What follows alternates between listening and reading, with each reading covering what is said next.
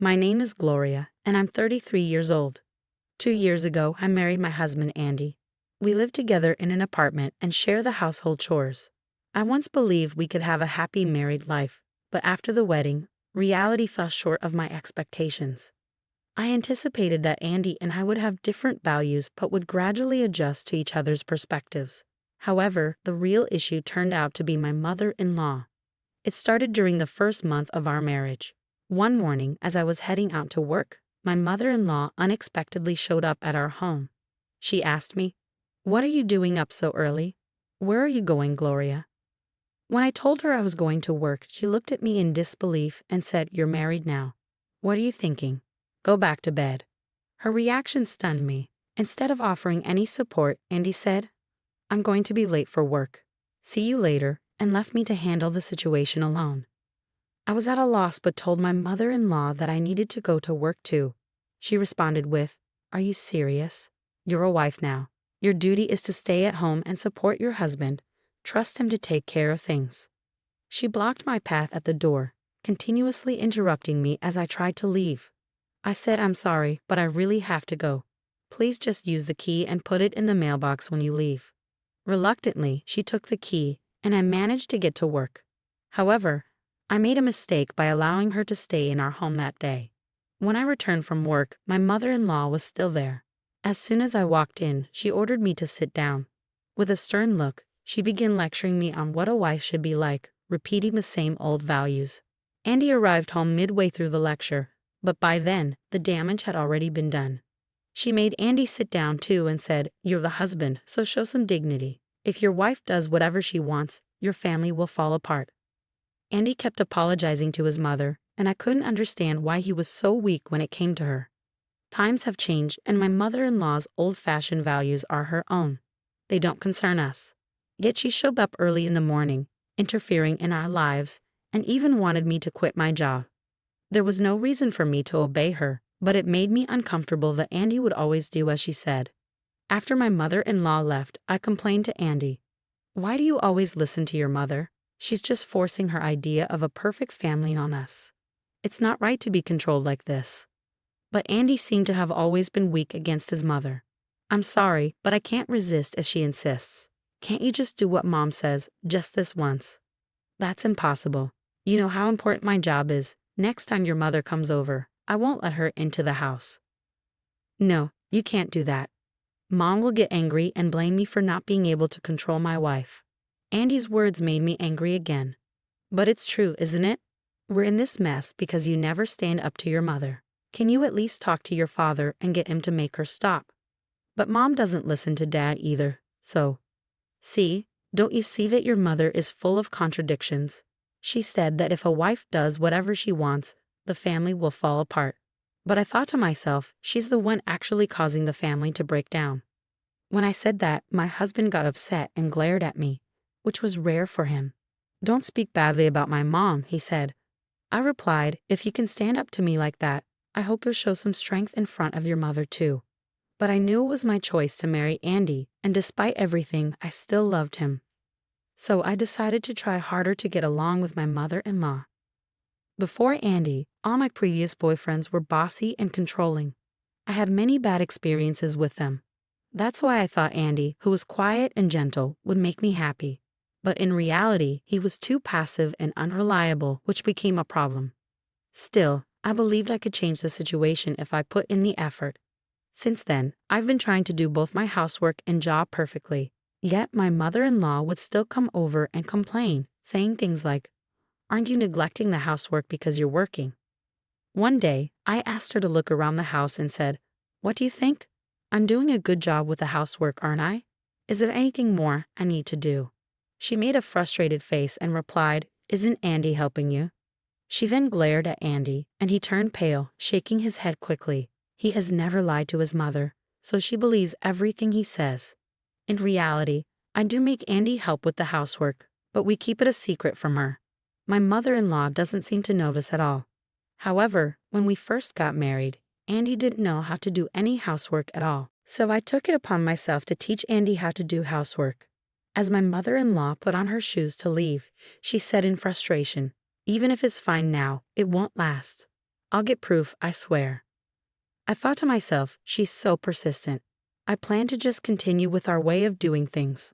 But my mother-in-law still showed up randomly every week, being a constant nuisance. Hey, this corner is too dusty. See, I knew it. You're not doing enough housework because you're working. Quit your job and take care of the house. This went on for 2 years. To be honest, I was getting tired of this marriage. It was stressful having her come over to check on the housework, rummaging through the fridge and even the wardrobe. It was driving me crazy. One day, she came over as usual and started going through the fridge. What? You don't have anything in here. You can't even cook a decent meal for Andy. Quit your job already. Just then, Andy came home, carrying big shopping bags in both hands. The timing couldn't have been worse. My mother-in-law was shocked to see him and immediately made a fuss. My God, Gloria, what were you thinking? Making your husband help with the housework? I replied, with all due respect, this is normal nowadays. Families with old-fashioned ideas like yours are becoming less common. My mother-in-law's face turned red, and she started yelling, You do whatever you want and mess everything up. It's disgusting. And you too, Andy. Why do you let her do this? Man up. Andy's face turned pale.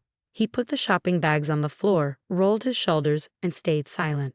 I thought to myself, he really is a pathetic guy. Then I finally spoke back to my mother-in-law in a firm tone. I've been thinking about this for a long time, but isn't this behavior rude? Andy and I are equals in this marriage. We treat each other with respect and have decided not to put the burden on either side. And I will continue to work, even if we have children. So I taught Andy how to do housework myself. As my mother-in-law was putting on her shoes to leave, she said in frustration, Even if things are okay now, it won't last. I'll find proof, I swear. I thought, she's so persistent. I was ready to continue our way, but my mother-in-law kept showing up at random times each week, being a real nuisance. Hey, this corner is too dusty. I knew it, you're not doing enough housework because you're working. Quit your job and take care of the house. This continued for 2 years, and honestly, I was getting fed up with the marriage. It was stressful having her come over, check the housework, and even go through the fridge and wardrobe. I wondered how much more of this I could take. One day, she came over and started rummaging through the fridge. What? You don't have anything in here. You can't even cook a decent meal for Andy. Quit your job already. Just then, Andy came home with big shopping bags in each hand. The timing was terrible. My mother-in-law was shocked to see him and started making a fuss. My God, Gloria, what were you thinking? Making your husband help with the housework? I replied, with all due respect, this is normal nowadays. Families with old-fashioned ideas like yours are becoming less common. Her face turned red, and she yelled, You do whatever you want and mess everything up. Disgusting. And you too, Andy. Why do you let her do this? Man up. Andy turned pale, put the shopping bags on the floor, rolled his shoulders, and stayed silent. I thought, he really is pathetic. I then spoke back to my mother-in-law with a strong tone. I've been thinking about this for a long time, but isn't this behavior rude? Andy and I are equals in this marriage. We treat each other with respect and have decided not to place the burden on either side. I will continue to work, even if we have children. Then, with a blank expression on my face, I told her the truth. I'm going back to work after my maternity leave. What? She said, shocked. You're not just saying that to surprise me, are you? No, I'm not. Also, after I return to work, Andy is going to quit his job. We've decided that he will become a full-time stay-at-home father. Huh? What nonsense are you talking about? You're a mother, and you don't want to raise your own children. Well, my income is higher than Andy's. Of course, I'll support him while I work. We both agreed that it would be better for our children. At that moment, my mother-in-law began to tremble. She turned to me, her face filled with anger like I had never seen before. Impossible. That's unforgivable. I didn't raise Andy to be unhappy. I will make sure he divorces you for sure, she shouted before storming out of the apartment as if she were running away. When Andy came home from work, he had a grim look on his face. Mom was so annoying. She called me while I was at work, saying what we decided was wrong. I don't know what she'll do. She might do something crazy. Gloria, why don't you go back to your parents' house for a while and have the twins there? It was rare for Andy to suggest something, even when he proposed to me. I remember how he showed me the engagement ring while trembling and couldn't even say, "Will you marry me?" I appreciated his kindness and courage, so I agreed. "All right, I'll take your advice and do that." I told my parents about the situation and decided to have the babies in my hometown. While I was there, I called Andy every day. I remember the time when Andy and I were dating. We didn't see each other very often, so we used to call each other just like this. Now, even though things were tense, hearing his voice brought back those memories. My mother-in-law was still furious and even showed up with divorce papers. But Andy reassured her that he would never divorce me. He even made another suggestion that helped me feel more at ease. It was an incredibly tough time, but Andy held my hand and kept my spirits up the whole way. Eventually, I gave birth to our baby girls. Andy stayed at my parents' house with me until things settled down. After a while, he returned to our apartment on his own. Not long after, I received a phone call from my mother-in-law. "Hello, Gloria. Only Andy came back, and he didn't say anything about you. You're not planning to come back here, are you?" she asked, clearly irritated. "I'm coming home tomorrow with the babies," I replied. "No, don't come back. I don't want to see your face. You and Andy are getting a divorce anyway. Why don't you just stay with your parents? Andy went there to talk about the divorce, right?" she said, sounding excited. I chuckled and responded, "Please don't worry. But I don't think Andy will be seeing you anymore."